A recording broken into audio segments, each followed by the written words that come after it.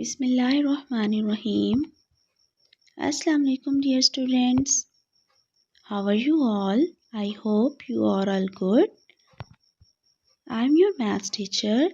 Now students, today the topic of my lecture is 3D shapes.